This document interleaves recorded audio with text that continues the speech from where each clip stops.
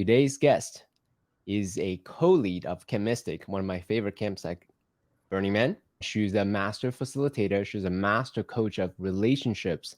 She is the CEO of Quadratic Leadership. If you're curious about what she does afterwards, go to quadratic.co. Please welcome Jennifer Russell. Thank you for having me, CK. I love that you're doing this series on theme camp organizers and that I'm amongst a really great group that you've already interviewed. So thank you for having me. Of course. Can't wait to dive in. Why don't you tell us what is Chemistic and what does it stand for? I think that's a good place to. Oh, great. Yes. So, first thing of note is Camp Mystic has over 20-year history on the Playa, from some really beautiful and humble beginnings as a real small group of people started to come. And I got involved in it about 12 years ago and have been co-leading it for the last 12 years. So what is Camp Mystic? I would say, we're a group of thought leaders, entrepreneurs, teachers, healers, artists, performers, and we have all come together through our dedication to basically leave everyone better than we found them, right? We like creating transformational experiences. And I think specifically the name Mystic is about really our awe with the mystery of life and our desire to connect and plumb the depths of what it means to be human through our own direct connection to the divine and to things that are greater than we are, right? So a mystic is someone who really seeks to contemplate those mysteries and have that direct relationship. So that's what I see us about, and those are the experiences we like to create at camp for everyone. Awesome. I love you mentioned a lot of keywords. When I first walked into Mystic back in 2017, and I wasn't a Mystic then, but then I felt right away at home, and I saw the speaker series or names that I recognized. I was like, oh my God, this is awesome. And then I got into, I'm like, oh, this is an intersection between the material and the spiritual. Yes. Also something that I've been seeking and in the default world, outside of Burning Man, but also in Burning Man as well. So I felt immediately right at home. Oh, I love that. That intersection and many like it, I think, are where the juice of life is. When you can bring together as a bridge the material and the mystical, right? The practical and the creative, right? These kinds of intersections allow us to bridge what are formerly two separate worlds, right? We think of the material world as very different than the spiritual world. And if you can bring them together, then you have a lot more fulfillment to me. And that's, to me, what Mystic is about. And what I'm about is integrating those halves, the head and the heart, So anyway, I'm glad you felt at home. That's my intention. Well, I mean, since we're on that topic, what have you, because to me, Burning Man is a huge social experiment, right? And there are 80,000 people, hundreds of camps creating these environments, whatever it may be. And conscious camps, I like to call them, have the intention of creating a transformational experience. Actually, a little bit of a side note, when I posted in the Facebook group of Think Camp organizers, I got a little bit of a virtual eye roll when I say, hey, I want to talk to people who are intentional about creating transformational experiences. So I'm curious, right, from your perspective, one, how would you respond to that virtual eye roll of like, oh my God, transformational camps or conscious camps? And also, why don't we start there? Okay. Well, yeah. Well, my guest, there's a bit of snarky in the Burning Man culture. I think foundationally Burning Man got started from a lot of the rebel archetype, right? The people that were in a way wanting to burn down the man, right? And there are a lot of different interpretations of what the man stands for. But one of them is like that force, that patriarchal force that's telling you where to go and how to be. And burning it down is like burning down the structures of your own identity. So already you've got a Burning Man culture that is grabbing people that are wanting to be counterculture. So when you put something somewhere, you're going to get an assortment of responses, including those people that are wanting to push against anyone who's got a particular message or particular interpretation. So one is there's that eye roll. I get sad personally by that because one of the things that I see Burning Man is all about, at least for me, is a social experiment in conscious community where we sort of drop the divisions, of how we would normally walk through the world where we don't make any eye contact. We don't connect to our hearts with the person in the elevator. We don't stop and help someone by the side of the road. We just keep going about our lives. And if anything, Burning Man is about actually creating a conscious, intentional community culture vis-a-vis us all agreeing to these 10 principles that are the famous Burning Man 10 principles. I think some of us interpret Burning Man as a social experiment in us creating intentional community and living these principles for at least a couple of weeks and seeing if that changes us fundamentally. Other people see Burning Man, I think, as a crazy drug-induced party that's designed to help you lower your inhibitions and go wild.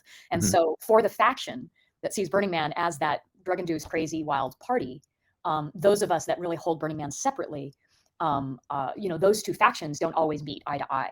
And I think there is a tendency of people to do a lot of spiritual bypass and pretend that they're creating more transformation or more shifts and changes than are really occurring. And so that eye roll is about, I think, that failure to be real and grounded with oneself about what's really happening. So it makes me sad that we're creating division, but it also is worth looking at, because are we being honest with ourselves about what we're really doing out there and the impacts we're really making. Like, are we willing to be real about that? So I appreciate that. I appreciate the invitation to be as real as possible about it. I would appreciate it more if it wasn't through like a snarky cutting each other down, because I don't think that part's needed. You know what I mean? I do know what you mean. Yeah, Yeah. it's the intent behind it, right? Are you shining a mirror like, hey, are you actually doing this, or are you just Right. look at Right. like Are you shining a mirror on something in a loving way that you actually care about the person seeing what they might not be seeing? Or are you just being snarky to cut someone down without actually connecting and saying like, oh, well, maybe there are camps out there that are actually creating something more than just a party, right? And you say you've been a burner for, is it 13 years? You've been a lead for 13 years. I've been leading Kids Mystic a long time. I think it's now close to 15 years that I've been going to the burn. So I've got some years under my belt, and I'm still going back. Yeah. So for you, what's Burning Man for you? Because Burning Man is obviously, as you said, a social experiment. Some people, they did one and it was enough. Some people are lifers. They're like, no, it doesn't matter how hard it is. I'm going back for it more. So for you personally, what keeps you going back year after year? Oh, that's a gorgeous question. Well, if it were only a party in a desert, that would be the last place I'd want to just go and have a good time and be wild. Like, I'd want something like a beach and with a lot of amenities. So Burning Man for me is definitely not just that. I mean, of course I have an incredible time and I have moments of celebration and fun. But Burning Man for me began as a fear walk into courage. So it was 15 years ago, I guess. And I had just gotten out of a difficult relationship. And, you know, when you're in a transition, like, humans don't tend to handle transitions very well, right? It's difficult. Like, it's the white water time when everything, like, the old identity is giving away and we don't even know who we're going to be in the next moment. And so I was in one of those moments as I was kind of shaking off the identity of me in this relationship and having a fateful conversation with a friend of mine. Now, I had never been to Burning Man. And we do these cards, these Osho Zen cards, like these tarot type cards. And he's like, why don't you pull a card, you know, for some guidance in your life right now, since you're in this major transition. And I pulled the courage card. And we have this conversation, and he sort of encourages me. He's like, okay, so for 1 month, I think the best thing you can do is say yes to everything that comes your way for 1 month, and then see what adventures you get in from being a yes to everything. So during that time, I got asked, hey, do you want to go to Burning Man? And of course, I wanted to take this courage seriously and said yes. And it wasn't the kind of thing I would have normally done on my own.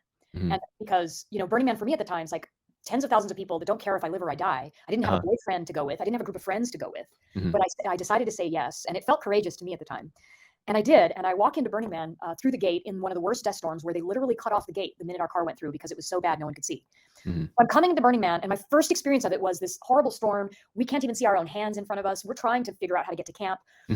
That felt like a journey in and of itself. I get out to try to build my tent, and I'm in a whiteout. It's full of dust. I'm going, oh my God, I don't even know where I am. I can barely build a tent. Everything is blowing over. And then I walk into this camp, and I don't know a soul, and I feel really disconcerted, like I'm not feeling okay. And I look around for something familiar and can't find it, thinking, I don't think I can go through a week of this, like not knowing what was about to ensue. So I walk to the Esplanade, and I make a turn to what I think is the only camp where I thought I knew one person.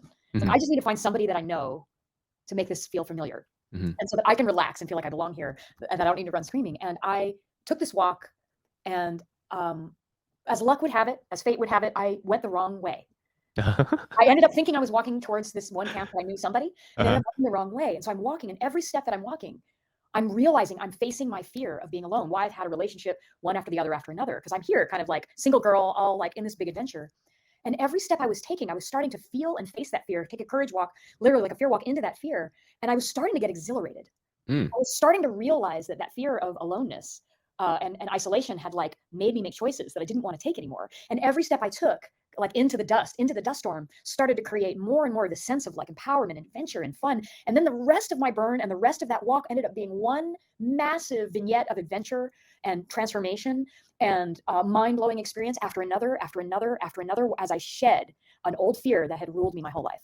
So for me, Burning Man was a courageous fear walk into my own empowerment and self-expression that I forever was like bowing at my knees going, I love this. I wouldn't have gotten this at a regular festival or a concert or Coachella or an event where I'm being kind of handed as a transaction somebody to passively entertain me. I had to actively become the adventurer, explorer, and create my experience. So Burning Man for me was that catalyst. And it can be a catalyst for a lot of different things. I'm not saying that's everyone's catalyst. I'm just saying Burning Man functions as an amplifier and a catalyst if you let it, to amplify and catalyze whatever is most up for you. And then the synchronicity of everybody sort of doing that all at once allows for a lot of adventure to happen.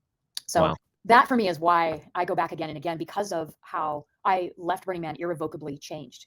and a different woman. And I felt connected to my creativity and wanted to do way more than just show up as a camper. But actually was like, oh, I need to help Well, create experiences. before you go into transition from Sure. being an attendee to being a To a lead. camper lead? Yeah, why would I do that? Yeah. So before you go, that's a big jump. Yes. First, let me just say, what a storyteller, because you transported me back to this year's experience. I was literally in a sandstorm with you, and my bike broke down. I'm walking away. I had no idea where I'm at. I didn't have light, and adversity, exactly. And what a symbolism to how we go through life, especially when facing adversity. And we can change that context, that energetic, from woe is me, this is happening to me, fear for my life, we're safe, it's a pretty safe container. And in the middle of that sandstorm, I look up, and then I can use the starlight as a way to guide where I am, right? So again, a symbolism for me, if I just change my perspective from here, right, and looking up, I have a greater perspective, all of a sudden spaciousness, all the new possibilities show up. So I love that. Thank you for that story. Brought me back to the burn. Say thank you. However, so let me push back a little bit. That's one experience. Yes. Some people may say once is enough. You went back 15 more times, right? Why would I do that? Right. Why would you put yourself through the dust storm and the craziness? Exactly. I can relate because I like to put myself intentionally in difficult situations as a way to cultivate my capability, my capacity, for new insights. I'm a professional seeker, shall we say? So for you, that one experience opened up a whole world, gave you a new, kaleidoscope of possibilities. You're a changed woman. Why do you go back 14 more times? Yeah, I think there's like a deep hunger in all of us, or at least most of us, and I think there's a hunger for connection. And when you go to Burning Man, I sort of hinted at this earlier. It's a social experiment in an intentional community where you learn very quickly, or at least I did, that as I walked around, everyone made eye contact. Like if I needed something, everyone would stop. And I would stop for them. And there was this hunger for community to mean something other than what it meant before then, because it got completely redefined for me. And community before then is like, oh, community service, right? Like the thing you have to do if you got in trouble, right? Or the community center, right? This building you never went in. And for me, other than, let's say, my partner in life and in love, my relationship now to community and the friendships that have come through things like Burning Man has added more richness and depth and meaning and experience in my life than any other thing. And Burning Man is one of the best places I know. If you have a hunger to meet people, to connect on a level that's beyond just coworker or even, dinner party, but to connect at a level of, we have to rely on one another. You can't survive Burning Man in that kind of adversity, because it is one of the most lifeless, difficult, hot, rough environments by design. And I used to think, why would they do this? And now the poetry of why is it in a lake bed where nothing lives and it's hot and there's no humidity and the dust is so alkaline? I think it's because of what you said. You have to rely on one another. You have to form communities to make it through the day, to build from scratch a place to live and a way to drink and a way to eat and a way to survive it and get through it. And that need to interact with one another, to form communities, because you can't do it by yourself, creates this family, like a chosen family. And I think we're lonely. And I think we want that. And I think Burning Man provides that to even those people that don't do it well on their own, that can find an instant kind of community of best friends. And I don't know about everything count, but a lot of the people in ours form lifelong bonds and friendships that because of the kinds and depths of experience that they have in going through this adversity, like bonds them in a way that is really unique. And when you see other people that are burners on the street, there's like this wink, wink, nudge, nudge. We get each other, feeling like we're in this same tribe. And so that is part of what has me going back. The other part to me is the beauty of dropping the normal currencies of our regular community, which is sort of money, status, power, even sex, and instead drop all of those status symbols for the only currency that's actually of any value at Burning Man, which is your creativity. Right? It's a gifting economy. And so what is it like for even a few weeks to drop your normal ways of currency exchange and instead be asked to bring your radical self-expression through your creativity as a means of trading and creating your experience and everyone else's? And the explosion of new experiences and transformation available when you try that on is, to me, worth the price of admission to 100-fold. Well, beautiful articulation. The first part I hear a lot, the sheer hardship. Yes. The need to rely on each other to survive together. I hear that a lot. I haven't really heard anything that you have just said, that yes, we drop away our social constructs, names, money, power, your resume, all these social constructs, Your identity, title, your titles, all these nobody things. asks you, what do you do for a living out there, Yeah, it's taboo to ask those things. And I love what you said. The only currency is creativity, how you express yourself, how you hug each other. These are very primal, very human things. That's premium at Burning Man. So I really love the way you articulated. Well, there's a lot of directions I can take this conversation. Let me see. Let me make some creative choices right now. So, now you can be your creative self and say, yeah. oh, where do we want to go from here? So let's talk about shared hardship a little bit. Shared hardship. Let's see. And we definitely had some this year, that's for sure. Yeah, it's one of the hottest years. We had some power outage. And so as someone who is intentional about creating containers for transformation, there is a judgment call one need to make about, hey, how much convenience to provide. Oh gosh, yes. That, and to make their life easier, but also not so much where they miss that shared hardship experience altogether. Does that make sense? Oh, a lot. There's such a rich territory here. Yes. Yeah. Do you want me to dive into that? Yeah. So yes. How do you with the council, the other co-leads, make that decision? Because that is a hot topic around think camp organizers. Everyone have different opinions of where that line is. So I'm curious to know. Okay, maybe let me rephrase the question a bit. What is the line between a plug and play versus convenience? I think that would be a place where we can start this conversation.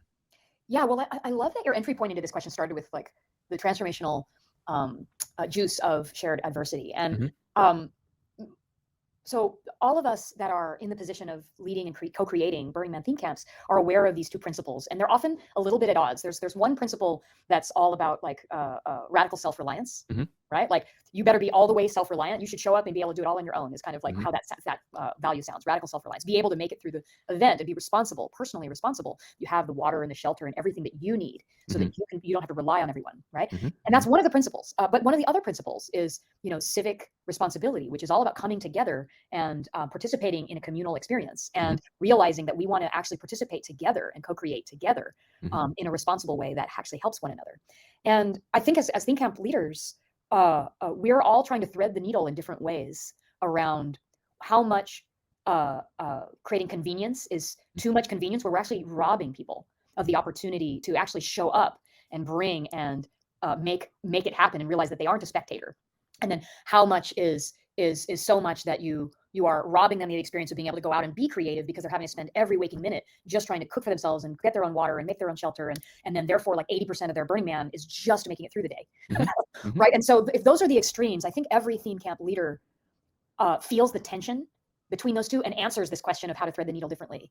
And I think how I approach the conversation is I want to create an environment with my fellow council members and co-leads and campers that is optimized for creating the maximum amount of transformation, which would have to include some self-reliance, some understanding that you aren't a spectator. So you're going to be an active participant in creating this camp. I'm not creating this camp just because I'm the lead. You are. We are. So I want to remove some of the things that make it difficult to get through the day by activating the people that want to lead those things, where their very participation is, for instance, creating water, central water, so that we all don't get dehydrated. Now, what that did, it did two things. It made everyone not have to bring their own water.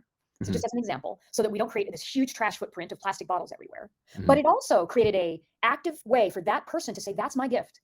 I'm going to build these amazing showers. I'm going to make this water station. I'm going to arrange to make sure that everybody has water. So while it's creating convenience over here, it's creating a transformational leadership experience over there. So both are present. And now that person who's not having to create a lot of trash, leaving the world better by creating less trash, gets to say, okay, I've got water handled. Now, what am I going to do with that extra time?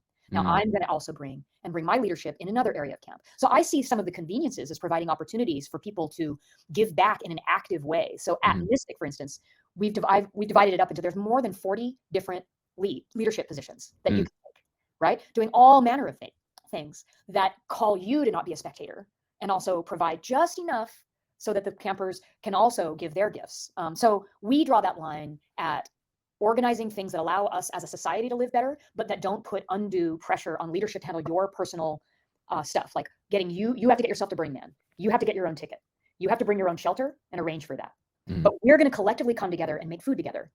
And we're going to come together and create showers together that we can all use. And we're going to come together and build, all of those kinds of things. So that's how we do the line, because every convenience I'm adding is creating leadership and transformation for somebody or a group of somebody's. So that's how we do it. And it isn't easy. And there's a lot of flack that What does that word mean? flack, like a lot of snark. That no matter where this is the sad news, is that no matter where you draw the line as a theme camp organizer, somebody draws the line differently and is upset with you for drawing it differently. Like some camps don't even collect any dues, and they don't do central water, and they don't do central food, and they are angry at those people that do that. Other people go all the way to organizing your entire shelter that you pay for. They get you your own groceries, they do your own food. You don't even have to build it yourself. You just fly in, and you get handed a fairly concierge experience, and other people are angry at them for doing that. I think the more useful conversation isn't to be angry at where you draw the line, but just to be open with one another about why you're drawing that line. Are you drawing it intentionally, and are you living in to allowing there to be active participation versus any disengagement or spectation? And if those conveniences are allowing for more participation, I'm for it. And if they're leading to more spectators, more spectation, I'm probably against it. And I think that's a good barometer. Not a hard and fast rule, but like measure that. I love that framework, actually. You're a master of frameworks. So from one framework person to another framework person, really, like what you just said, really crystallize, well, the importance of making that more transparent. You know, whether it's even through conversations or through documents, or through dialogue between other TCOs, I think, and organizers, so that way creates mutual understanding, which I know is you're deeply, deeply passionate about that kind of things.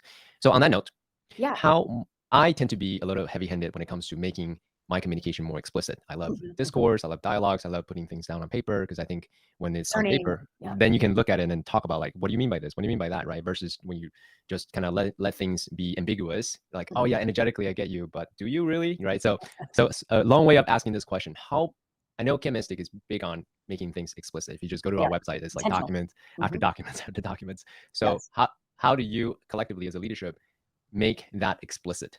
Right, what you said, the convenience, allow more participation versus spectator, optimizing for transformation, these type of mental models to allow for more clear communication. How much of that explicit communication do you do? As you know, because you've camped with us, Mystic is probably on the side of more explicit, and through written, through sponsorship, through a lot of different means. We like to take the assumptions and actually get them out and have everyone know, like, what is it? Like, what are the rules of engagement? How do I show up here? What are our values, right? We have a manifesto, for instance, that our council created together that everyone has to read before they can even register, right? Like, this is what it means to come and be a mystic, and what our expectations of you are, and really our aspirations of how we want to treat one another. And that came through learning. Like, if I look at the version of me from 15 years ago, or even 12 years ago when I started leading Mystic, you know, I had to learn that was needed. Like, I didn't immediately know that.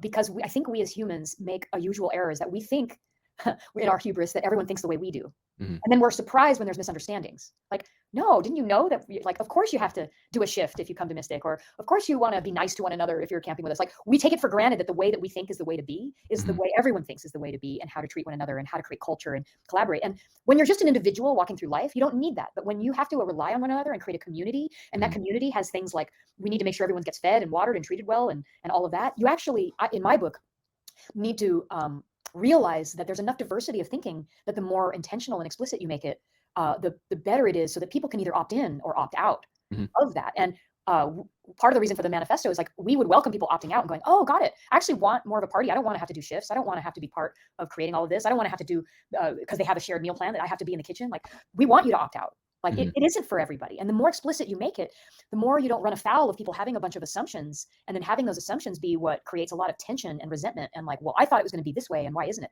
Same with the other way. Like, hey, I thought I was going to go to Mystic and you know, be able to do whatever I want because there's all these conveniences. Like, you want them to know what it means, and you also want the people to know on the other side that are like, well, I thought I had to work the whole time and I never got any time to myself. Well, no, actually, here are the minimum requirements. Here's all that's required of you. We actually want to support you having fun. And if you don't make that explicit, it creates tension, and that happened at the beginning.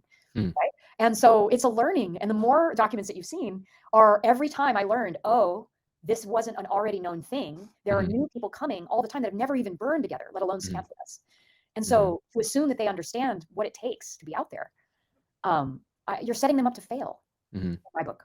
And so I don't want to set people up to fail. And to me, the difference between recreation and transformation, right? Like what we said at the beginning, is Burning Man just recreation, or is it transformation? What makes the difference is the intentionality. Right? And when you create a space that has an intention to create an experience, and that intention is either explicit or felt, then that has an opportunity to resonate and actually call your shot and create an experience, versus just it being a fun time. So I think that's why I'm as explicit as I am, from learning that not being explicit creates a lot of unhappiness and missed expectations and assumptions. So the way I see it is I'm very much a Taoist. So there is a healthy middle somewhere. Yes. Not too much, not too little. There's healthy, right? Goldilocks zone. A what? The Goldilocks zone. Do you know? Yeah, That? exactly. Yes. Yeah, yeah. Yes. The middle So way. so yeah, exactly. So the healthy middle. So um, with lots of documentations or communication, what's Yeah. more difficult is enforcement and Yeah. also communicate the nuance and the details. For example, right, if you look at our, city codes and things like that, document 6,500.6, here is, Oh, yeah. right? So that's all the way in the bureaucratic side of things. Yes. So how do you think about, one, enforcement, right? Mhm. Because when you have a lot of documents, it's more difficult to enforce. And two, how do you also not over document so then you become bureaucratic? You Draconian, need to look through like 3 layers of documents to say, all right, here is the code, right? So how do you find that line of I love that you're asking me this question. This question has been really up for us as a council. We just met about this a week ago as we came together. Mystic has as a leadership structure, like 40 plus team leads plus a sort of governing body called the Mystic Council that are people that have been part of Mystic and part of visioning it together for many years. And this topic of enforcement is so big. And what I'm about to say is going to maybe ruffle some feathers of some, I think, because there are several factions that in almost any collaborative system tend to arise, right? Culturally speaking. And I see these everywhere. And I think as I say these, every think camp organizer is going to relate and anyone in a community is going to relate. But there's always a faction of people that are like the over demanding faction and then the under demanding faction and the over contributing faction and the under contributing faction, right? So what's the difference? Demanding and contributing? Yes. So the over demanding, I call this the faction that's fairly entitled. Right. This is like the sparkle, like in Burning Man culture, this is like the sparkle pony. That's like, why aren't you doing everything for me? And can't you go and do my shit for me? I don't want to do that. I want to party, like they're entitled and they are demanding like, what, get me my power right now and stop what you're doing and build me my structure. And why am I not getting my food on time? And, so they're being vocal about their demands. And so that's the over demanding. The under demanding is the very small sect of people that are the leaders in the camp. I put myself sometimes in this one who do a lot and never ask for any help. Right? They let everything pile on them. And because they're not saying, hey, I actually need you to do it, then everything trickles down. And then a few people end up doing the majority of the work and burning out because they're not actually having a boundary and saying, I actually need to engage. I actually need to be more enrolling and actually demand more participation. So that's over and under demanding, right? And then there's in the middle, there's under and over contributing, right? So the demanding is how vocal are you? And then the contributing is like, what are your actions? So the over contributors are clearly like, these are the ones that like, while everyone is having a good time, they're working well past, they did not just their required shifts, but they picked up 10 other people's shifts. And when you need something, everyone goes to them and they're contributing nonstop. And then there's the under contributors that's hard to even get them to enforce them to even show up for the very few things that they signed up for. And so they're under contributing. So I'm going to get to your answer. I'm just laying out sort of this framework. I love it. Framework again. Yeah, that's great. Yeah, think about two axes. Yeah, two axes. Right? I see that. So we're in a lot of conversation about these factions that are present in any collaborative system, and certainly even at Mystic, even though I think we're really good at it. Like, I'm proud of how we do it. And even being proud, you're never not going to get some people that under contribute, right? That didn't do their shifts. Like, so we're getting to the enforcement thing in a minute. And you're probably never going to get 0 people that aren't a little bit demanding on those that have been the under demanding and the over contributing. And so what it's creating is resentment. And a desire to exile. And there's a conversation happening where exile as in kick out, or exile to leave? Yeah, exile as in the over contributor, under demanding factions are wanting to exile the under contributing, over demanding people. Like, well, they should just go away, and it should just be a community of people that are the builders that are making camp happen, and everyone else should go away because they're not putting in their time. So that's one perspective. And why I said what I'm about to say about the enforcement is going to ruffle feathers, because I might be ruffling their feathers. And I am one of those under demanding, over contributing members. I put in thousands of hours. I lead 13 of the teams. I lead the build crew as well with some co-leads. So I do, a lot for camp, just as any TCO does. Just on that note over there, I don't know how you sleep. I don't know how you hold during Burning Man season, I don't. That's how you stay married. I don't know how you we'll talk about that. have jobs outside of Burning Man. I have 3 jobs outside of Burning Man. So. Right. So the little that I see, I'm thinking to myself, how does she do it? How do I do it? Yeah.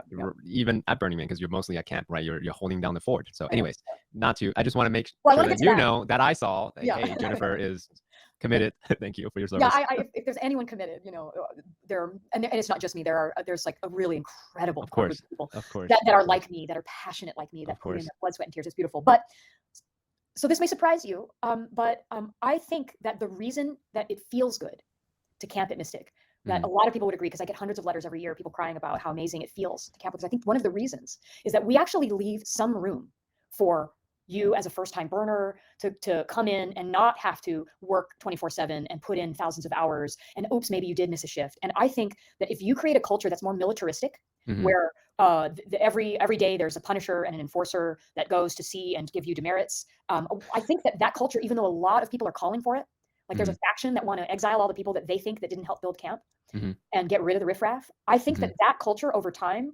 destroys the magic. I think that there is a middle way that isn't a draconian, militaristic. Our camp's values, our first value isn't integrity and accountability. And that's appropriate for a military unit. That might be appropriate for even a paid business relationship where that is the highest value. But at a camp that is fundamentally about a bunch of volunteers coming together with a varied life outside of the playa that may or may not have as much time as some of us have to devote to it, that we create a culture that actually leaves room for massive contribution and minimum contribution. And we welcome those people, because what I have seen is if you make it feel good for those people and they did the minimum or missed a shift, that the very next year, I've seen it hundreds of times, literally. They come back and go, wow, I was just getting my bearings that first year, and now I want to lead a team. Now I want to be on build crew. Now I want to do Exodus. And if you are super militaristic and enforce it to a level that the culture feels punitive, I think the beauty of like Mystic being a place and anything camp being a place where you can actually be more liberated and free starts to melt away. So I am very sophisticated and careful in the way I like to lead, to allow for some room for that, where exile is not the option. As what I see when people don't do their shifts or don't show up and participate, it's a failure at the leadership level. It's not a failure at that faction for being faulty or lacking character. I think we always need to look at ourselves and look at our leadership. So if people didn't participate, it's my failure as the leader. And it's that team lead's failure as the team leader to inspire them fully enough. So let's not blaming and pointing fingers at them for not being inspired, but let's continue to learn the artistry of great leadership and have the amount of participation be our barometer for how well we're doing at inspiring each other. And I know that I'm wondering if anyone at our camp's going to watch this, and I'm going to wonder if this creates a debate, and I welcome that debate.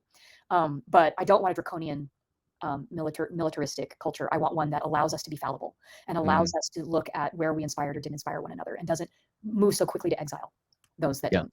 I appreciate this conversation. I have a gentle pushback. Please push back, because there's a lot of place to push on this one. It's not so black and white, by the way. No, of course not. Of course not. I mean, it's nuanced. Noble Warrior is all about nuance. If you know me enough, like I'm about nuance, and because I believe truth is found in the polarity of the yin and the yang, right? The ups and the downs. Very, very few things in life, almost never, is very clear, like, oh, it's black or it's white. It's everything is shades of gray, and hence why conversations like Noble Warrior happens. Yes. So since you're into women's work, men's work, I'll use it as a masculine, feminine, energetic, discussion. What the militaristic is, very, very hard lines, masculine, feminine, punitive, and all those things. But for me, it's the nuance of, is it punitive or is it call forth for them to rise, right? To rise, right? So to me, I love that you're giving grace and spaciousness for them to miss a shift or and be okay with it. That's one. But two, I think in terms of, because I'm part of men's work, we talk about fathering a lot. Fathering a lot isn't to co-sign someone's bullshit, for the lack of better words. It's like, hey, you promised you'll do this, you didn't do this, what are you gonna do? This is not punitive. This is just pointing out the agreement that we have on, and then give them an opportunity to either make it up or to rise above what they say to their agreement. I love that you're pushing back here, because this is the conversation. This is a conversation worth having, because if we create a culture that just allows everyone to not make good on what they signed up for, the entire system degrades and falls in on itself, right? And then the people that are the over contributors and the under demanders that don't speak up, like they burn out. And they leave, and you don't want that either. And then they're like, I can't do this again. This drained me. This didn't fill me this year. This drained me this year. And that does happen. And everyone's had those moments. Like if you've ever been part of building a theme camp, you definitely will, it will push you to that edge. And to me, so I love that you're bringing this. So how I hold it is,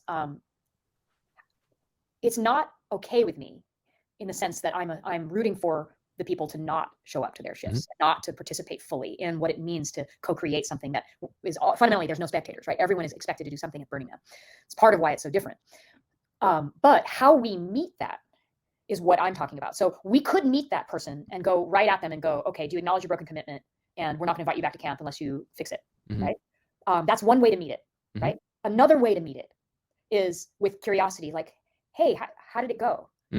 What was going on for you? Like, it's a few times that's happened. I found out like one person got like deathly ill or got caught in a storm and was on the other side of the playa. Like sometimes what you find with curiosity as your opener is that something very understandable is at the core. And sometimes you find that it was just, they didn't feel like it. And they were doing something else and could have organized their life in a more responsible way. But they're like, oh, but I wanted to go to this talk and I just wasn't back in time. Like you get the gamut, right? So in that moment, you meet it with curiosity. because that's good leadership, right? Open curiosity, right? Not, I'm going to assume that you're a bad person. That's right.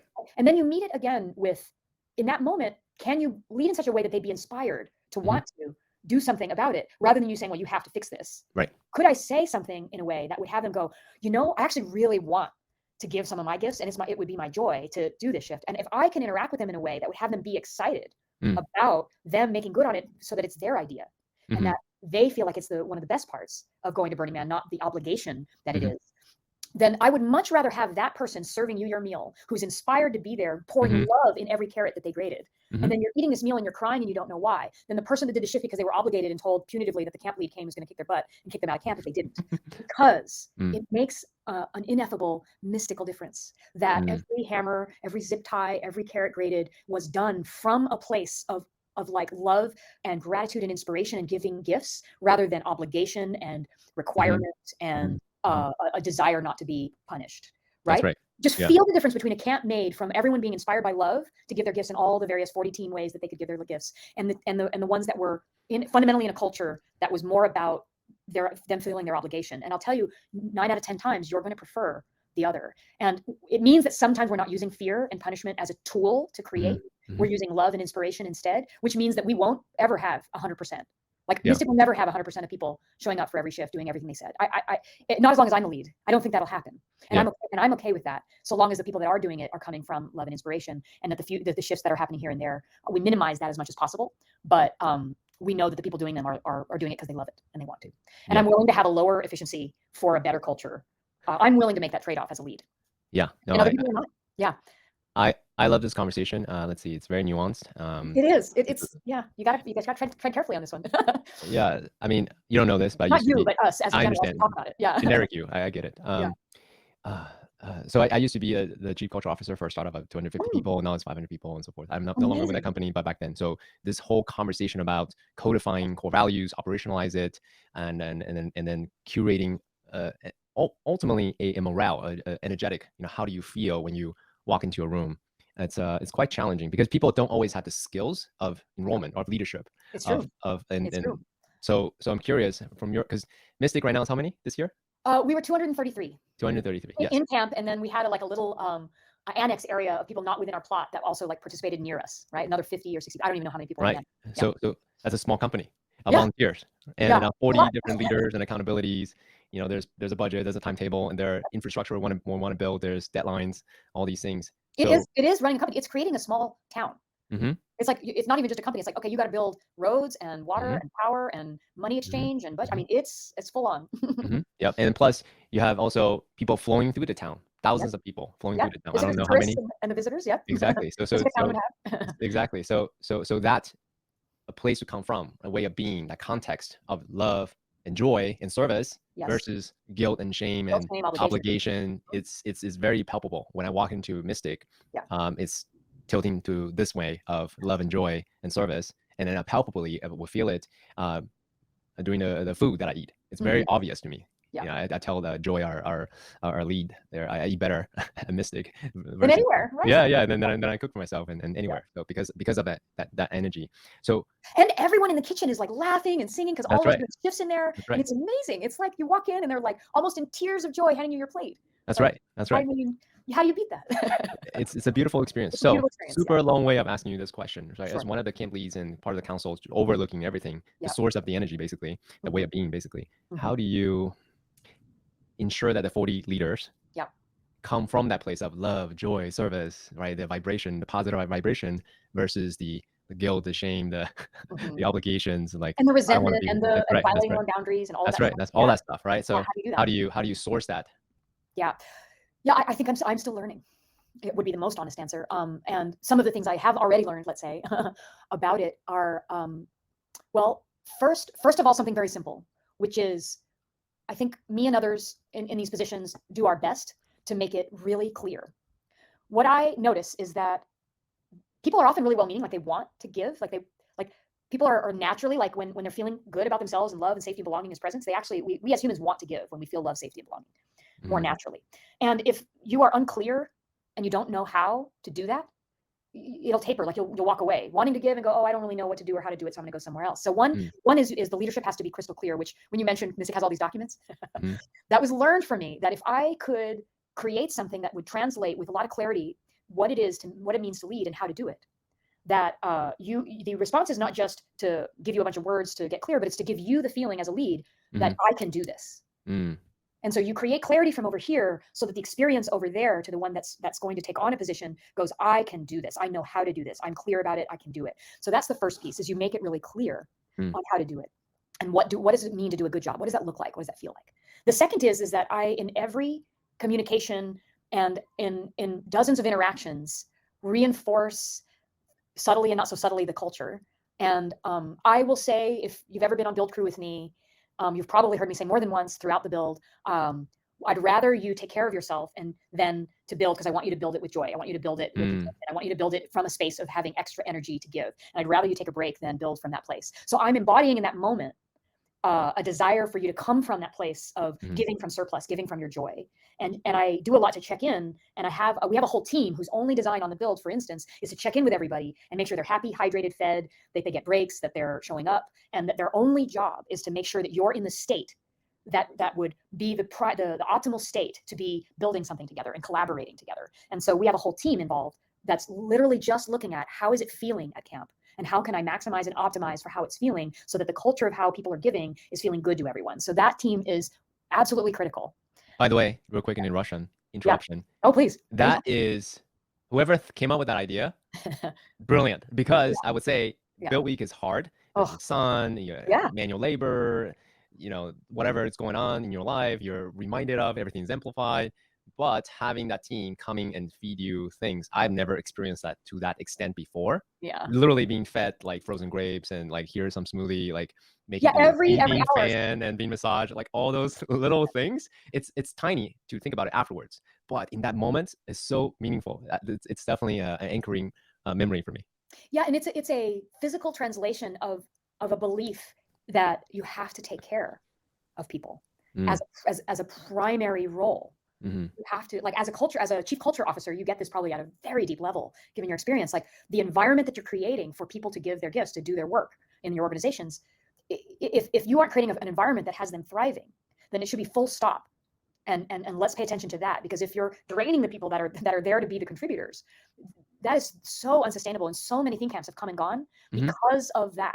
Like it is not by accident that we have a 20-year history, because I can't tell you how many camp leads that have come and gone that have told me the same story. And the same story is basically this story. Well, we started building, but a few of us were doing all of the work. We just got tired of it. We got resentful. It was too much, and we just didn't want to do it again. And that's the story of almost the graveyard of all the theme camps that have come and gone. There's a lot of them with that story. Not everyone, but a lot of them with that story. And the way that you make sure that you're not one of those stories is to take really good care of the people and pay as much attention to how it feels as it is the outcome, right? The output of everybody, right? So I had to learn this. The young version of me didn't get it and started to get it early on, and then started to pay as much attention to how it feels as to what we're doing, and to put things in place to make that clear. Actually, on that note, another thing that's top of mind, my buddy Dylan and I, we had a discussion about this afterwards. He said he went to another camp before, and there was a huge contrast between Mystic and this other camp. How they enroll, how they call forth volunteers for the strike team. Oh yeah, tell me.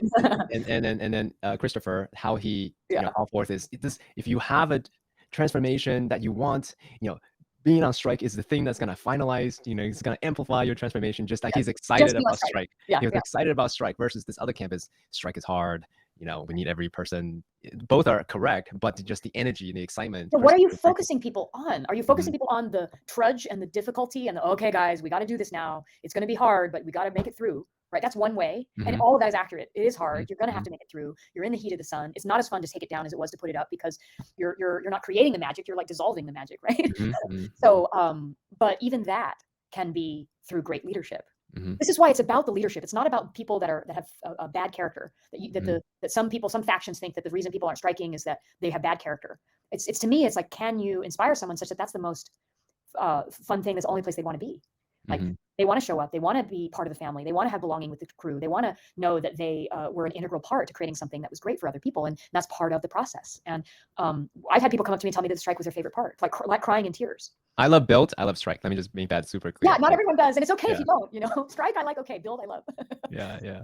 Yeah. Okay, so real quick recap of some of the key lessons that you would tell young Jennifer, Yes. the aspirational thinking organizers. Be really clear about instruction. Be really clear about the context, the energy that you wanted to bring.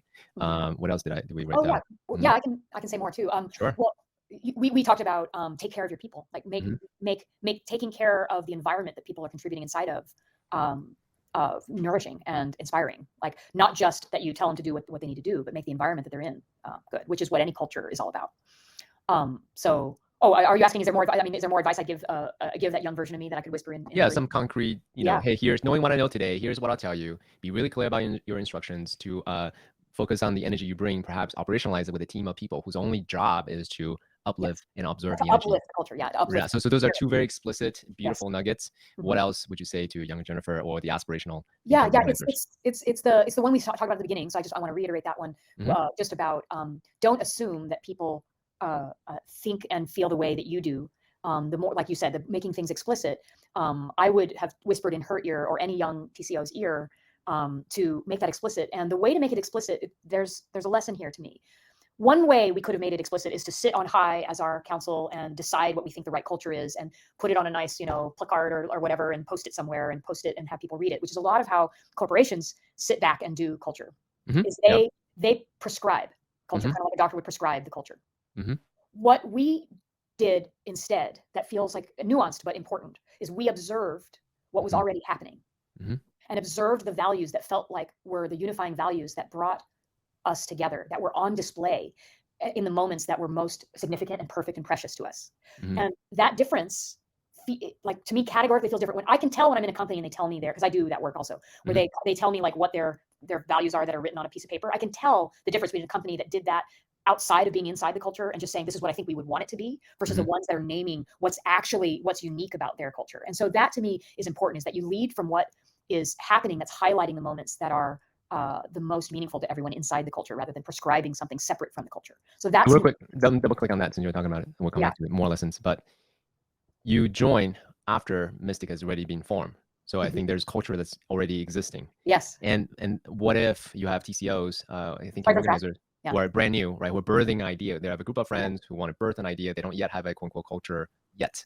Yeah. So what would I tell them in how to sort of start to form the cultures that they want to design from scratch? So I would probably have them look at what, I mean, if I could, I'd have them interview people like us, that meaning go to some of the favorite camps and have a conversation with some of those camp leads and ask them and feel their culture for one, feel it for yourself and start to notice what felt good to you and what they were doing that felt good to you and start to put together, when I'm in this camp, this part was what felt good. Like you called out how Christopher Life did. He's one of our leads of Strike. You called out how he held Strike as being something that you liked. And then I would have them explore, well, what value is he standing for that is on display? Is it creating this moment that you liked? And and let's see if we can create a few of those things that would create that emergent property. So let me just double click on that. For those of you who are watching, who wants to one day have your own camp, what Jennifer just gave you is gem. Do that thing. I'm one of those that I love. I've mentored lots of camps, both formally and informally, like through Burning Man's newer program, but I've also been doing it for years. Like you want to ask me about that, I'd happily have a dozen conversations with people wanting to do that. Like that's real for me. Like I would really do that. All right, amazing. Thank you, Jennifer. Yes, continued service. And a lot of people would. And posting on the Facebook group, I'm going to start a theme camp. I want to know what aspects of culture, created a camp that is thriving. And asking the TCOs to also give you a sense of what are those pieces, not what they think is their favorite values. Mystic's values are not my highest values. They're as one of the leads. They're probably not anyone on our council. They were what we saw created a culture that felt most transformational and sustainable. So I think you got to do that. And you got to ask yourself, how do you want it to feel? How do you want your camp to feel? Like what are the top 3 things you want people to experience and feel at your camp? And then the values that would encourage people to bring that. And I think that's important fundamentally. So as a new TCO, I'd start with that. Do I want my camp to feel like fun and playful? Do I want my camp to feel serious and reverent? Do I want my camp to feel transformational and motivational? Like all of these are very different energies. And so your values that create those energies can come from the experience that you're trying to create for the people that are arriving. So you got to get clear on what is the experience you want to create and how do you want it to feel. And then the value should be from that, not just your favorites. I love that. These are all very, very tactical. So let me just recap real quick, okay? Yeah, My style. sure. How do you want your camp to feel? If you don't know it yet, go to different camps and notice what feels good about you, about the camps, and then interview the camp leads so you can have a deeper understanding of how they bring forth whatever the thing that you feel but don't quite articulate or can't quite articulate it yet. And one thing that you said in passing is Mystic optimizes for transformation. We do.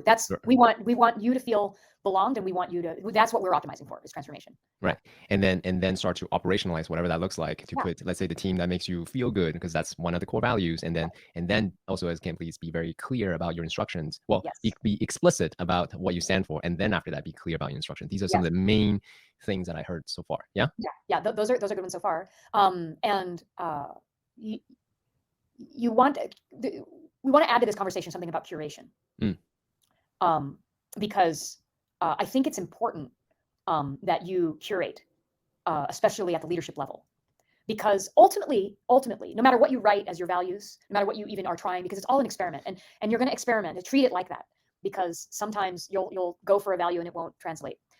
So the importance is that you're experimenting. But if you draw to you the kind of people that you have curated, that in their own lives are creating those experiences and creating ways of collaborating that feel good to you, then when you guys come together and try to create a camp, you're going to recreate what the leadership does naturally, right? Cultures are created from the actual people in it, what they're doing naturally. So if you curate and are careful about who you bring into that, because it's very easy to just bring in the crotchety guy that has a bad attitude but is really good at running power.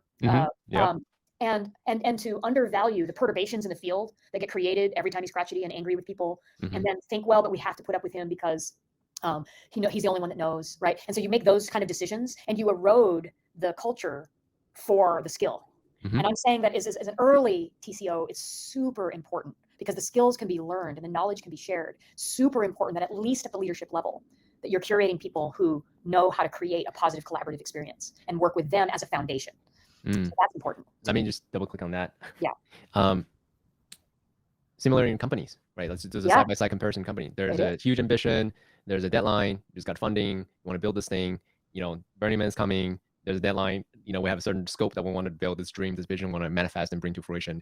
And then we have certain access to certain talent pool with skills, but not necessarily the energetics or the interpersonal skills to operate at a high level when time is pressed. What do we do? Do we hire this person? Do we keep this person? Or do we continue to, search for the person with skill sets and the proper persona and the skill level? That is a side by side. It's a conundrum, and it's not always easy. It's like sometimes it's like, oh, well, we don't have anyone available with both, so what do we do?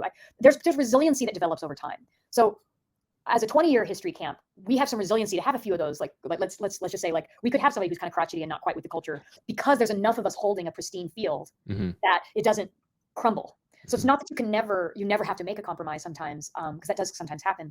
But what I'm saying is, at a leadership level, at the visionary level, who's holding the core vision for what the camp is, that needs to be as pristine a field as possible. Our council, like, we have a variety of diversity of every year, different leaders, and we have no idea what we're going to get every year, right? Because it's different every year. But our council, it's absolutely at the council level, everyone is in there because of the attitude and their alignment with the values, and that they create a pristine working environment, collaborative environment, or else they don't really belong on the council. They could still be in Mystic, they could still be a lead, they could still contribute. But I'm a big believer in that at that level, it needs to be pristine.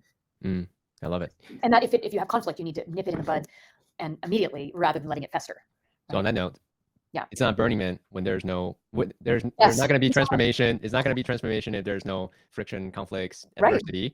So what are some of the key lessons that you learn, or the key skills rather, from having these type of inter-camp or inter-camp conflicts? Like friction? Yeah, friction. And how and what insight did you learn? What skill did you have to really navigate that space?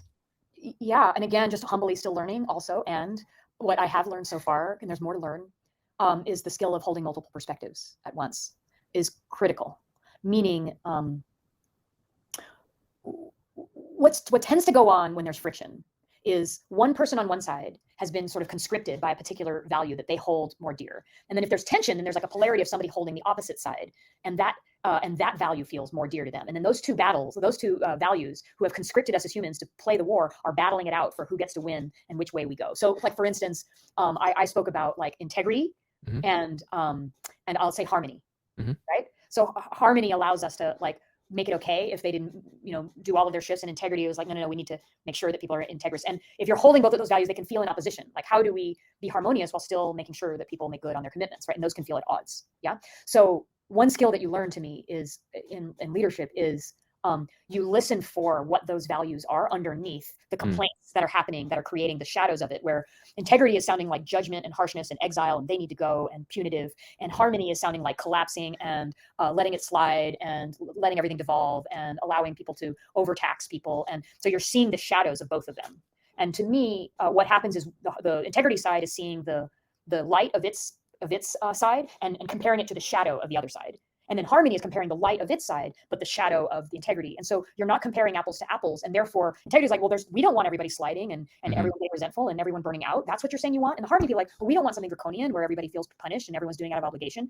And so there's no conversation happening, because we're not comparing the light and shadow of both perspectives as equally valid and part of it. And so to me, what I learned as a leader was to hold all four of those things at once. Like, look, oh, what I'm saying has a shadow, and I'm minimizing my shadow and failing to see your light. And you're minimizing your shadow and failing to see my light. Let's actually see it fully, the shadow and light of both these values that are battling it out to make this decision, and get on the team of how do we together maximize the light of both values and minimize the shadow?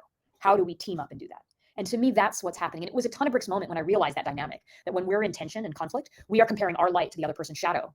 And therefore we're failing to see the beauty and the wisdom that they're actually standing for, because we're only looking at where they're coming from their shadow. And they may be coming from their shadow, so we have a reason we're doing that, but we're not actually seeing the full picture. Because everyone who's fighting for any tension is usually fighting for a value that, if you went underneath the complaint and underneath the conflict, is a value that we actually want a camp that's full of integrity. We want a camp that's full of harmony. We don't want to sacrifice those things. Actually, we actually do want both. That is the yin and the yang, where they both come together. We don't want like only the one or the other. So let's see, how do we have to collaborate so that both are present? And that is like a learned experience, it's a learned skill to do that, to hold both perspectives with more complexity rather than discounting the person who's coming from their shadow because it's shadowy. It's like, oh, what is the hidden value they're actually standing for, as the shadow is what's coming out to the front? And where am I doing the same thing? So thank you for this. Again, as a Taoist practitioner, I appreciate how you look at the different polarities and then drill into the different values. This is really a conflict of two values. How do you then bring and co-create the equilibrium and the harmony in different perspectives?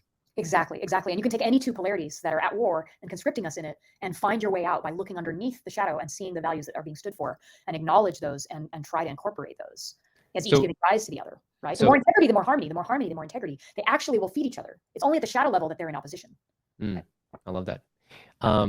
Man, time flew by. So I know, right? But I still have many questions that I'd love to geek out with you, Jennifer. So I want to be cognizant. So I need to make some creative choices here. You get to choose which way we go. The last little piece here. Yeah. So I'm available, but I also know that people have a limited attention span. So no, I think, anyways, I'll ask my question. So inside of this, one thing that we actually haven't talked about that brings, well, actually, okay.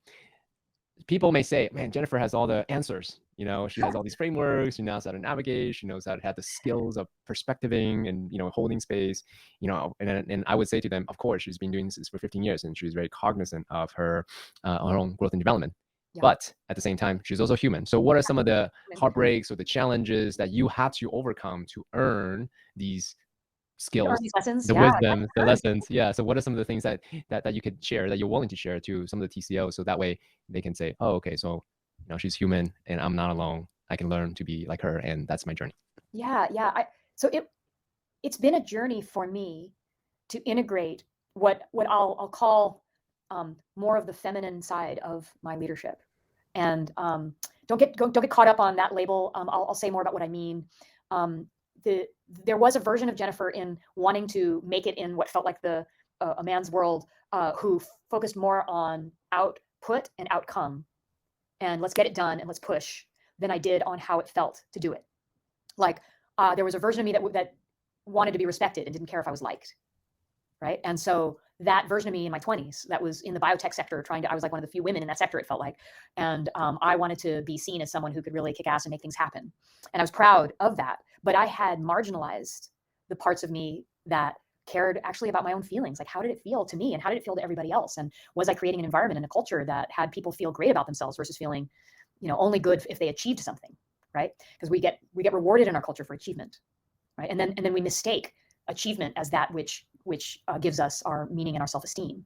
And when we do that, we diminish like the beauty of our very presence as a gift in and of itself. and the long-term benefit of a thriving relationship. And so I had to integrate that. I started out a little bit more like, okay, let's go, let's get it done. Come on, push harder, because I was a strong and resilient woman. I could work 8, 10, 12 hours at a time. I could put in all of the effort, and it wasn't hard on me. And so I wanted it to not be hard on anyone and wanted everyone to push like I was pushing. And I had to learn that might give you a short-term gain, but erodes your long-term gain. That was one of the lessons. I think another really important lesson is it's so easy, especially if you identify as thinking that you're smart, you've got all this hubris or arrogance or whatever, you think you're smart, to think that the way that you come up with to do it is the right way, and that other people's ways, if they differ from the way that you would do it, are not as good. Like that's just clearly not as good as the way I'm thinking of it, right? And I'm a smart rat, and so I could convince myself that I had a better way of doing a lot of the things at a camp or in an organization, and I had to learn through wisdom and humility that my way isn't the only way of doing it. Even if it's optimizing for a set of values that are the ones I have in mind, it might not be optimizing for things that they're optimizing for. And it might be failing to see, just we said, like that there's a shadow to doing it that way. And so you have to sort of learn, if you're going to lead something that leaves room, that isn't a command and control, but leaves room for other people to bring their brilliance, that in order to create an environment where people are actually bringing themselves and their brilliance and their creativity, you have to leave room for that your way of doing it isn't the only way. And that even if you think it's sacrificing something really important that's hard, you actually have to let go as a leader.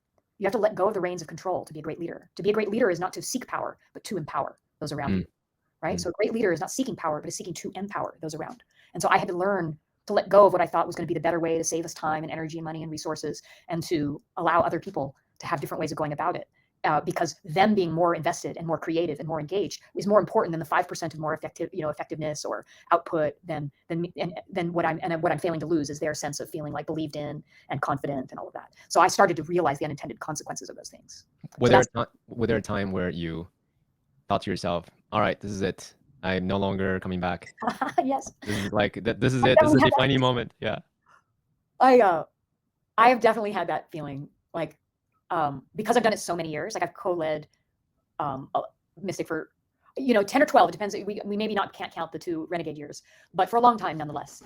And part of the reason that I feel that is that I fundamentally want the vision for what Mystic is to continue to evolve.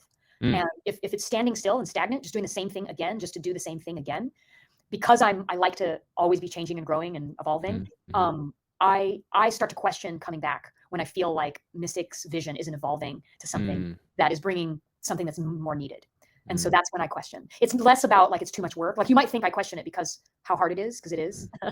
And it's crazy to try to make your life work and Burning Man theme camp work at the same time, because it's a whole full-time job that you latch onto your already full-time life.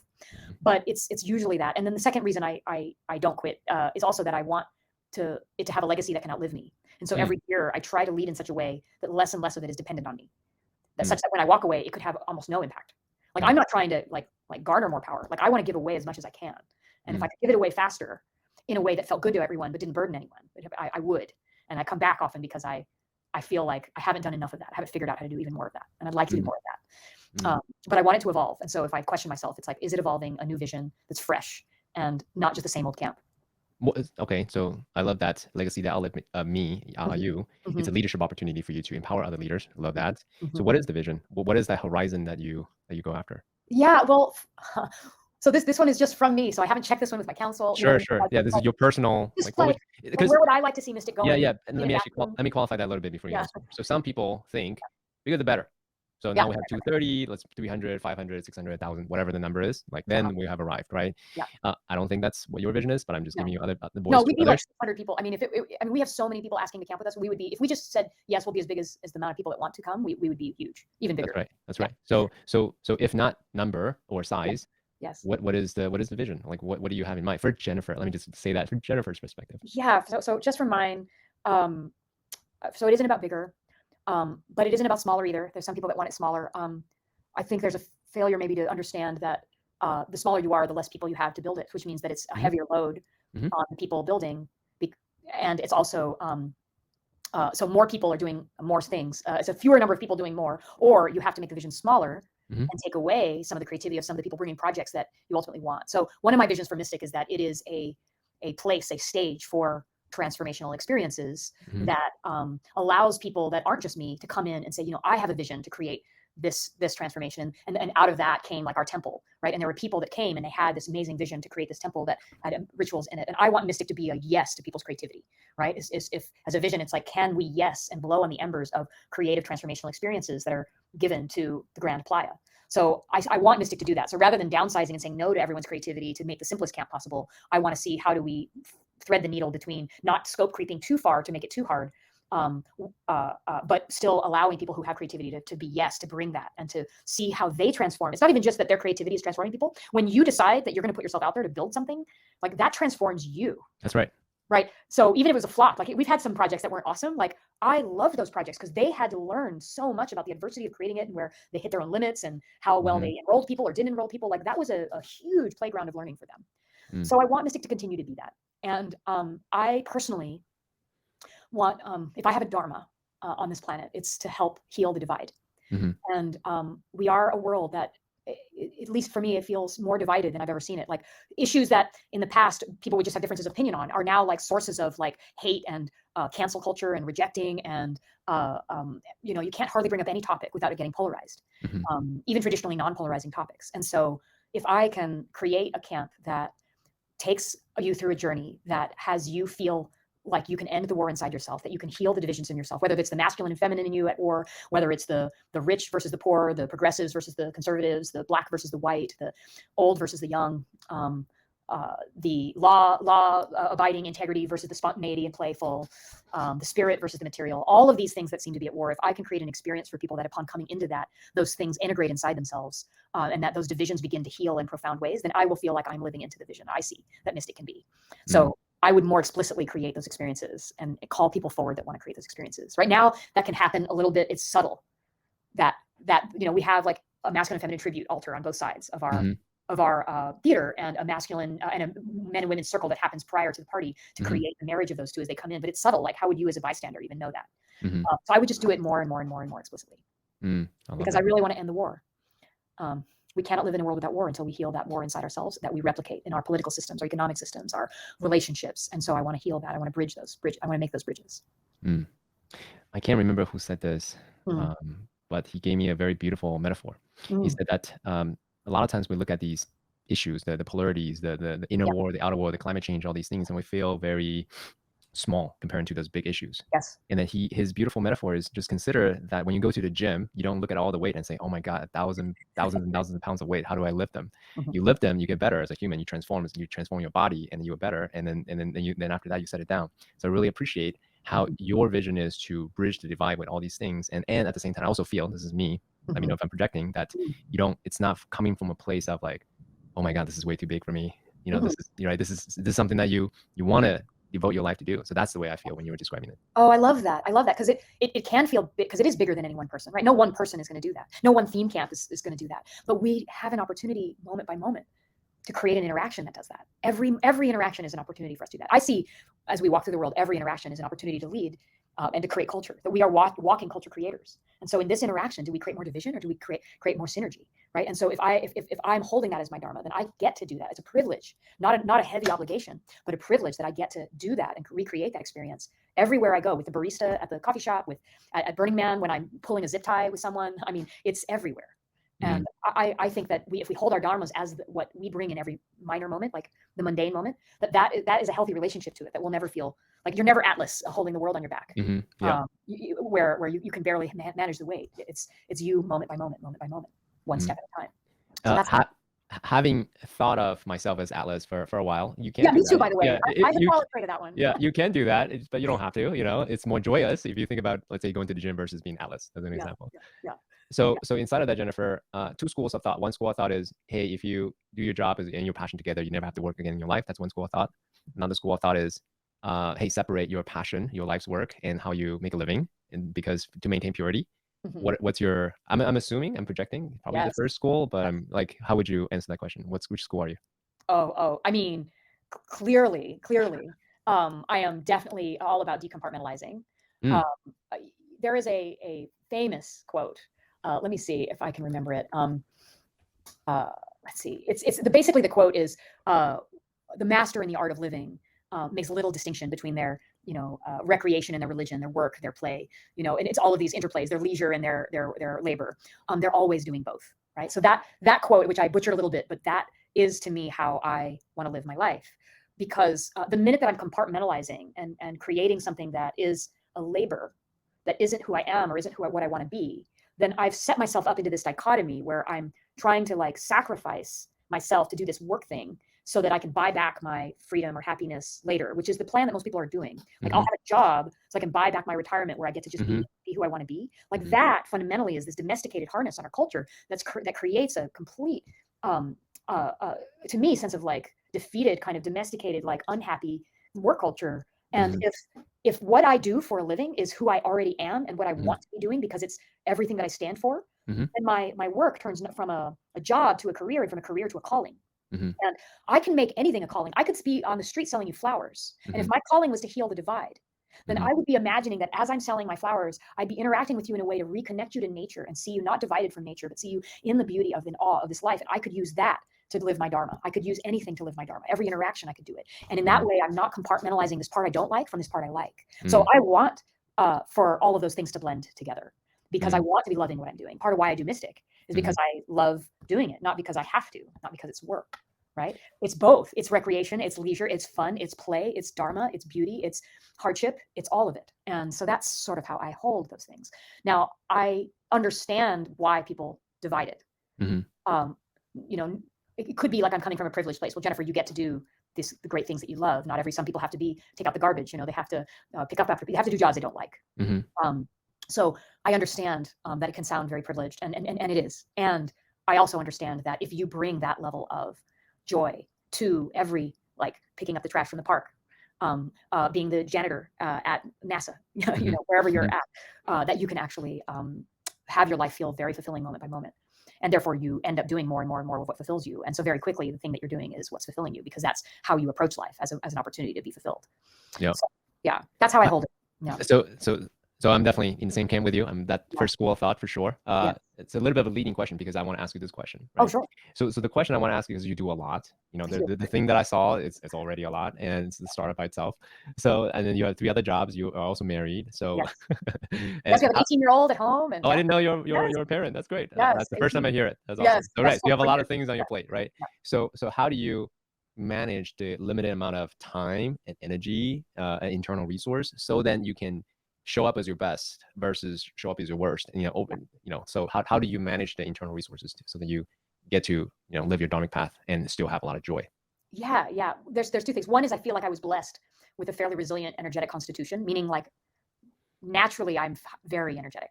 Like, I have a lot of energy in general. Like, I'm not one of those people that's like tired all the time. And so one, I'll just say like the biology is our genetics is on my side, but to the degree in which not all of it is that, nature versus nurture and all. I'm going to say it through a metaphor. So have you ever been on a boat, and have you ever been sailing? Okay, good. So there's a motorboat. There's living your life kind of like a motorboat, and there's living your life more like a sailboat. Okay. Right? And so the motorboat, if you've been on a motorboat, it's got gas, and you can apply the gas, and it's choppy. It's like and when you're on the motorboat, you're like, the wind is whipping through your hair, and you're bouncing on the waves, and you have this limited amount of fuel that can run out. And life is very much like that. If you run your life from a motorboat, where you're using your own willpower to push as the fuel in the tank against the current of all the things you have to do, because you have to go that way, then you run out of gas. But a sailboat, if you've ever been on a sailboat, when you're sailing perfectly, the wind speed and your speed are almost the same. So it's almost entirely peaceful, right? You're not like jumping like this. The wind isn't whipping through your hair. It's like, you've caught the wind in the sail, and the sail has filled it, and you're using an infinite resource of the wind, and then adjusting your sail and adjusting your course to just continue to use the wind, not your own willpower, not the fuel that's going to run out. And that fills your sail, and it's like, it feels like an infinite resource in that moment, because you do adjust over time. And so you have to tack back and forth. Yeah. You can tack back and forth, right? If you've sailed. So that metaphorically is, to me, how I do it. It's when I'm at my best, is that I am using my motorboat to get me into the middle of the water sometimes when I need that, like I need to get myself there. It's not that I don't ever motorboat, but to the degree to which I can, I'm feeling like the energy that I'm using to do what I do isn't mine. the wins. It's and just to make it more real, like let's say you care about ending hunger on the planet, and that's your job, is to be part of a nonprofit ending hunger. If I can locate myself next to all of the people that care about that and all of the energy towards wanting to make that happen, there's a huge number and a huge amount of energy that cares about that cause, wants that cause to happen. So I don't have to source my own energy as the only person on the planet that cares about something. I'm feeling everyone across all our population in our universe that's like, yes, we want to go in this direction, and sourcing my energy from there. So it's like I always have the energy to give. And I'm trying to be as frictionless as possible. So I'm looking for ways to be less and less friction. So where can I create more lift in the system? So everything I've done as a Burning Man theme camp leader is finding the friction and trying to develop systems to relieve the friction, and then doing it again, and then finding some friction, and then creating systems that relieve the friction so that it's very smooth. So that, to me, allows you to accomplish and have a lot more capacity to notice in your life, when are you running your life as a motorboat and when are you being the sailboat? And just start noticing, start seeing where you're creating drag in the systems that you're in, and see how you can create more lift. Yeah, I love that metaphor, by the way. Yeah. The motorboat versus the sailboat, or this swimmer going against current, or the surfer, right? These type of naturalistic metaphors, that makes it very real, very visceral. I love this. Yeah, everyone that cares about that issue, if you're aligned with that issue, then all of their energy, all of their resources, all of their opportunities, they come to you because you are aligning with something that's bigger than you, that's driving it. It's the wind, it's something large, not just small self you trying to make something happen by yourself. If small self you tries to make something happen, that's like pushing a rope uphill. It's just hard. Why? Like it's we're going back to Alice again. Yeah. It's like let's not have to do it alone, right? Yeah. I mean, part of the reason why I do this podcast is that, one of the things that I learned from a course I did in Landmark is we're a network of our conversations. We are a network of our conversations. So how can I get into conversations with people who already care about transformation, already care about the crisis of consciousness, already care about how do we, help people identify the core wound superpower, their purpose, these type of work, and how do we help them, create a career that's following their gift, their passion, so then they don't have to work another day in their life. Like this type of conversation is what I love, and hence why. One of the reasons why. Well, see, and you're doing that. See, when you're doing this podcast, my guess is it feels like a sailboat. Yeah, like it's your joy. Like you're not doing it because you're obligated. I mean, maybe there's a little of that, but I imagine that you love having these conversations, which is why you would even come up with doing a podcast like this, which is why even the doing of it is transformative for you and for other people, versus, oh, this was my task list I had to do today, right? Yeah. But you wouldn't keep doing it. You would run out of willpower. For sure. This is definitely, there's a little bit of motivating. Yeah. I don't know if that's the right phrase, but there you go. There you go. At times, right? Yeah. But for the most part, this is my life's work. I enjoy it. I hope, my intention, I'll make it public. My intention is that my guests get to tell their story, and not just their normal spiel that they tell everywhere else, but they also get to see a new pattern, a new thing that they never saw before, such that they experience the brilliance, they experience their own wisdom newly. That's my secret intention for any podcast guest. I won't tell. so such that others can say, hey, if Jennifer can do it, if CK can do it, so I will want to do the same as well. So speaking of that, oh man, time is almost up. Do you have time to go a little longer? I have a little more time. Yes. Okay, thank you. So speaking of that, you do many different things, and how do you tactically balance your limited time, your energy, and so forth? Is there any framework, any organizational things, or is it literally just, I wake up today, I'm called to do this one thing, so I'll go do this one thing? Yes, both are true. I was one of those people really motorboating myself like crazy, like, come on, Jennifer, do it all. And there came a time, I guess, where I decided that of the mountain of things that I should do in any given day, that I would approach my day with, well, what am I excited to do? Because just being in motion towards something that has your excitement and your joy, has energy in it for you, even if it isn't the most important thing that you had to do, that just getting into motion, like motion begets motion. Like once you're in motion, you tend to stay in motion. Like inertia will teach you, like a body in motion remains in motion, and a body stop will stay stopped. That if I selected where I poured my time based on what brought me the most energy in that moment, that allowed me to be incredibly productive. Like then the amount I get done by day, I've had said about me, you get done in one by accident what most people do on purpose, like it feeds on itself. It's like you've gotten to the middle of the water and the sail is now set, and so you're going. So that's a piece. Tactically, I get to collaborate with some pretty extraordinary people, and right people, right roles is really important. The right people are doing the right roles, the roles that are where they really come alive. So that's a piece. And doing things that I've been lucky that I only do things that are dharmically aligned, like the things that I want to be doing, because they feel like they're specifically what I'm here to give. Like everyone's got a unique gift to give to this world. Everyone, it doesn't matter your education level, it doesn't matter your income. Everyone has, their presence is already making an impact naturally that they may not even be aware of. And that's the gift. So everything I do is I decide on the basis of, is it going to allow me to express more of that or less? And so when there are things that I need to do that don't feel like the direct, that are like sometimes you have to like take out the trash, like sometimes you have to like clean up, and that's part of it. But I relate to that taking out the trash task as part of what empowers me to do my dharma. So I don't go, oh, I had to not do my dharma to take out the trash today because I didn't want to do that task. Or for me, like I had to write that marketing email and I don't like writing those emails. And so like, so that was me not doing my dharma. I was like, oh, that is part of what's needed to create an ecosystem that works. So I relate to the tasks that empower me to do my dharma as my dharma. And so I'm excited to do them. So I have energy to do them. They're not the thing I'm sacrificing. They're the thing that's empowering it. And I think that orientation helps somebody like me be highly effective and where I can make a lot happen. What? Yeah. Go ahead. Oh, I was just gonna say, then the other thing is I have a funny thing where I'm a finisher, meaning I wait to exhale and to feel the pleasure of the accomplishment until it's done. And therefore I feel inside my system a lot of pressure, positive pressure. It's like the wind is behind me, pushing me forward. I can feel that because I get an immense amount of joy on finishing things. So I'll work those crazy, weird 16-hour days because I'm like, I can't wait to say, it's done. So that I don't know that everyone has that constitution, but when you wait to exhale until it's finished, it forms you into the person that makes a lot happen, that manifests and creates, versus like always like letting yourself off the hook. Like, oh, I got done whatever I was going to get done today. Like, no, I'm going to feel good about this when it's done. So I want to get it done as soon as possible. So that helps. I don't know if that's healthy or not, but it helps. Now I know the secret. Hold your breath when you do things, and don't pass out. Don't pass out. Yeah. So what are some of the projects that you're really excited about in terms of serving your mission of bridging? Yeah, exactly. So what are you excited about? I'm just throwing things like maybe technologies or any projects that you're like really excited to bring forward to amplify your dharmic work. Yeah. So I'm excited about healing divide racially, politically, and relationally, and culturally. So I have projects in each of those domains that are near and dear to me.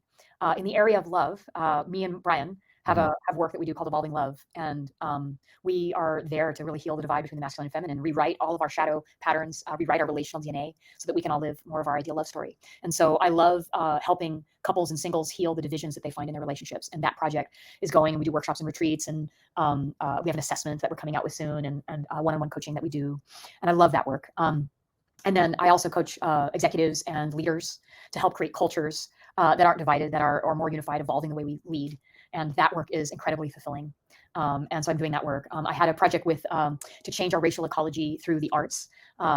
If you guys care about that, it's the Red Door Project, doing incredible work to help really shift our racial ecology and teach us really critical skills like critical thinking and holding multiple perspectives and how to listen, and bringing that to organizations like law enforcement and the judicial system and the FBI and corporations that are looking to heal those racial and economic divides that can occur in collaborative environments and have us more come together. And so that project is really near and dear to me. And and I also have women's work that I do and help facilitate.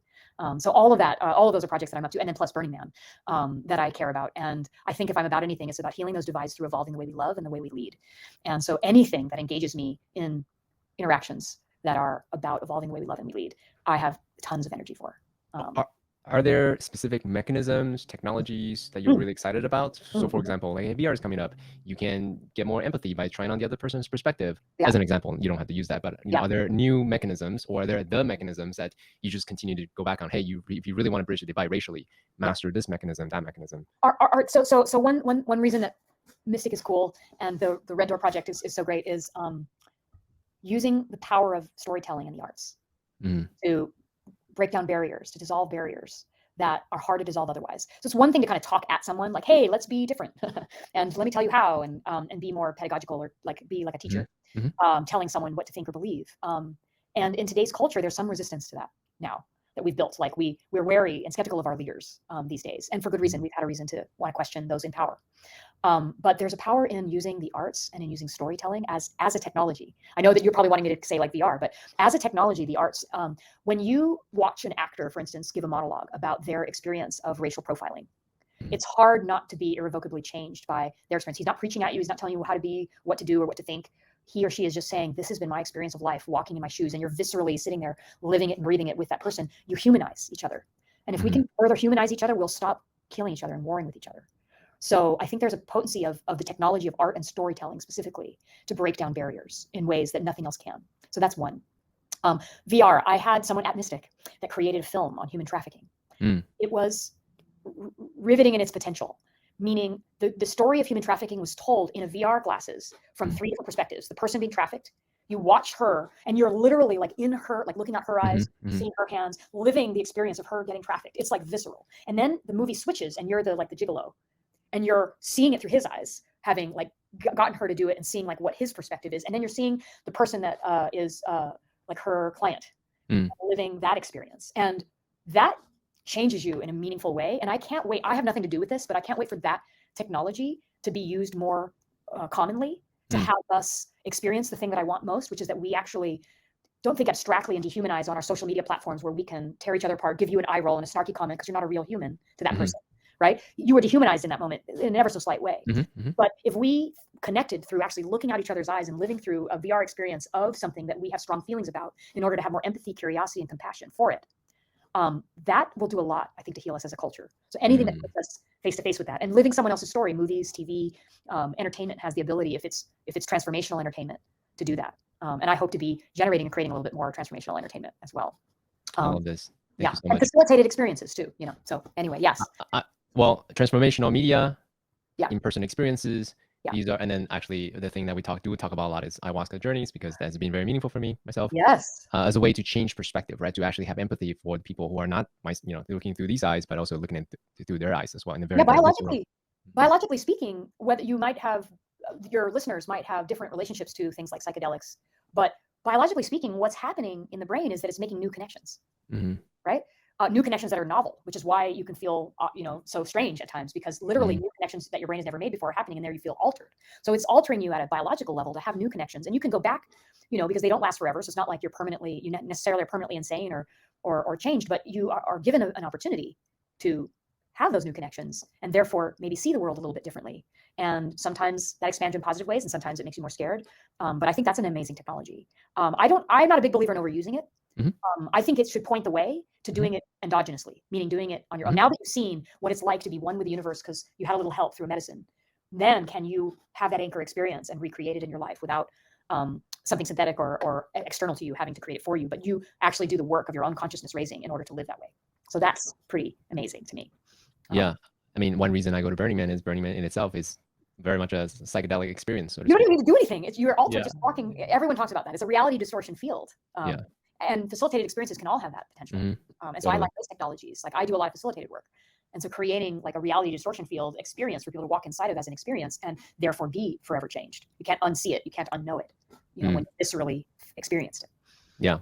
I really, really appreciate this. Well, before I acknowledge you for all the beautiful things that you share with us, what's like one thing, if people listening all the way through, what's one thing that you want to leave younger Jennifer, younger CK? Hey, remember this thing. Like if you just remember one thing, what's one thing? Oh gosh. Oh, I got to spot one thing. There's like 47,000 things. How do I do one thing? Okay, let's see. I mean, I think the message is to humanize each other in every interaction, especially those you disagree with. See our shared humanity and learn to hold their perspectives as an integral part of the whole. And if we can do that, then I think we live in a world that works for all life, not even just human life. And so I want us to really actually connect to that. And this will help us heal that divide. This will help us be the bridge. So be the bridge in your life. Actually, on that note, one more question. Sure. So a huge part of who you are, what you stand for, is community building. Yes. You built this beautiful community in Burning Man. For you as a camp organizer, are you dissociated from it after Burning Man's done? Because some camp leaders, they do that in order to find some sanity, right? Or are you more of a, hey, let's continue this interaction, this relationship, even though we're the second one? Okay, so how do you do that? How do you foster that personally? More the second, but there are times of dipping in and out. Like, well, okay, I need a break. Like there are times of dipping in and out. But the lifelong connections is a major driver, like one of the biggest drivers to do what I do. That even one of those, like that you, let's say CK, made one friendship that you might not have made otherwise, that changed you in a way that was meaningful to you, that you have more love in your life because that person loves you and you love them. Like that happened for you just once is enough to have me go back and do it again for everybody. Because I want those connections to happen, because it's those connections. Anything worth doing is going to involve more than one person. So I really am touched by how much of that happens. We right now have a thread going with everyone on our roster that is like everyone is interacting and like visiting each other and planning to visit each other and planning trips and doing events together. And I'm deep friends. I have deep friendships with many of the mystics that started out as coming to the camp and have become lifelong friends and confidants and friends. And I want that to happen for everyone. So I'm a fan that it's not just a week in the desert, but it's an opportunity to join a thriving culture creating community. Jennifer, I want to take a moment just to really acknowledge you for being for the things that you do that we know, for the things that we do that we'll never know. Yeah, you won't know, right? Yeah. Every TCO, like let's thank them for all of both of those things. Yes, that's a huge visceral experience. And you also share something really tactical about, well, what does it actually take to run a camp for 13, 15 years? And also, how do you nurture this intention so that it would amplify the mission rather than just doing the thing, doing the camp? And we also touch upon lots of different tactical things around leadership. How do you strike the nuance between intention? Anyways, so we talk about all that. So just really thank you so much for showing up fully and for doing the work that you do professionally and personally, and especially at Burning Man. Oh, well, right back at you as a fellow seeker and leader in culture and a noble warrior yourself. Thank you for making space for conversations like this to happen so that people like us can share some of this. And hopefully there'll be one person that had one seed from this that was really meaningful for them. And so I'm just excited. I love having conversations like this. For me, this is my play as well as my work. So I would do this all the time. Thank you. Thank you so much. Love having you with us at Mystic too. So thank you for also just bringing your spirit and energy to co-create what we do out at Burning Man and beyond. Yeah. Absolutely. Yeah. Thank you so much. Let me end broadcast.